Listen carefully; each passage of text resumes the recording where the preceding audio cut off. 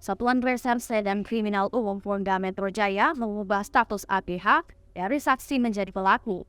Penetapan status cewek 15 tahun itu disampaikan di Reskrimum Polda Metro Jaya, Kombes Hengki Haryadi pada Kamis 2 Maret 2023. Hengki menyebut perubahan status ini berdasarkan gelar perkara. AGH yang sebelumnya anak berhadapan hukum berubah menjadi atau meningkat statusnya menjadi anak yang berkonflik dengan hukum atau dengan kata lain berubah menjadi pelaku. Hengki juga mengungkapkan bahwa para tersangka dalam kasus ini sempat memberikan keterangan tidak sebenarnya. Temuan ini, kata Hengki, berdasarkan pencocokan antara rekaman CCTV di sekitar tempat kejadian perkara TKP dan alat bukti lainnya. Kata Hengki, dan CCTV tergambar semua peran para tersangka. Hengki mengungkapkan bahwa kasus penganiayaan terhadap David ada perencanaan sebelum melakukannya. Hal ini diketahui dari adanya jejak digital antar tersangka hingga perencanaan berlanjut di dalam mobil milik Mario.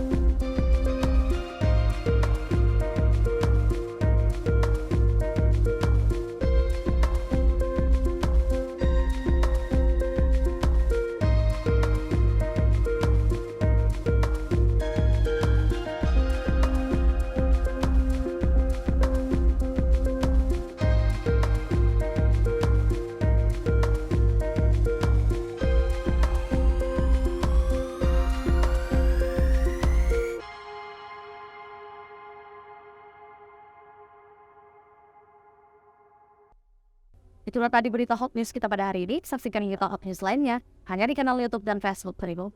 Terima kasih sudah nonton. Jangan lupa like, subscribe, dan share ya.